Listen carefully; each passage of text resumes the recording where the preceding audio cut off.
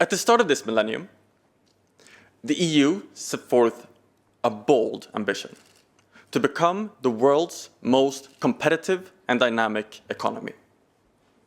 Now, today, 25 years later, we're finding ourselves increasingly falling behind. The US has cemented its investment and technological leadership. China is rapidly catching up, and countries like India, Saudi Arabia, or the United Arab Emirates are slowly closing in. So why is this? Well, the prevailing diagnosis seems to be fragmentation. Fragmentation between the nation states within the European Union, making it unable to scale, killing competition and specifically killing innovation. And the numbers are quite staggering. The single market is only 75% done. This is costing us up towards 1.3 trillion euros every year.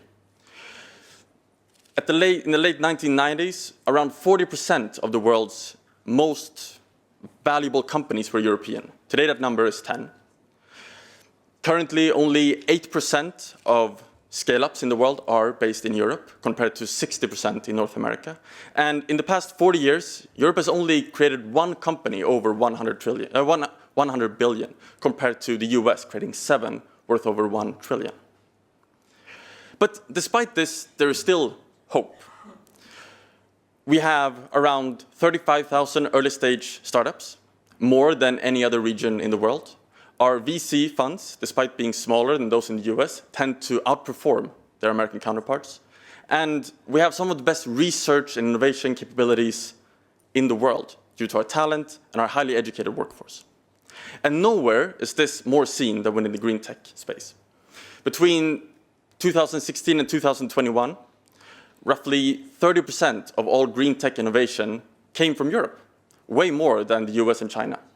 We have a strong advantage, as we mentioned, in renewables, wind turbines, nuclear, and as well green transport, which is my favorite. But we also have a growing potential in agriculture, as well as biotech. And you see a lot of these examples out here. I hope you had a chance to talk to them. But here's sort of our challenge within the green tech space right now. While we innovate, others manufacture. And it's good that other manufacture innovations. We need these solutions to be on the market to address the massive challenge that climate change is. However, it would just be better if we manufacture them too. And the Commission here very much agrees. By creating manufacturing capabilities around green tech, we could create up towards 5 million new jobs by 2030. It would push money into our startup ecosystem, strengthen our competitiveness, and increase innovation capabilities.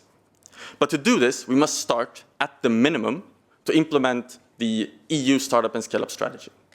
It rests on 5 pillars around innovation-friendly regulation, better access to finance, faster market uptake, talent mobility within the Union, and access to digital infrastructure.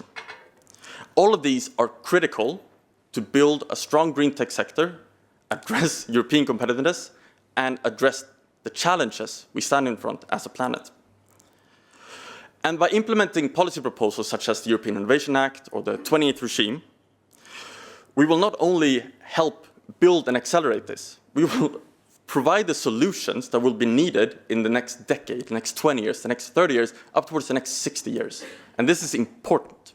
So in short, to summarize, the opportunity is real for the EU to step in here and show leadership. There is so much urgency around the climate topic, and the world won't wait for us. So it's really time we get to work. Thank you very much, Kalle.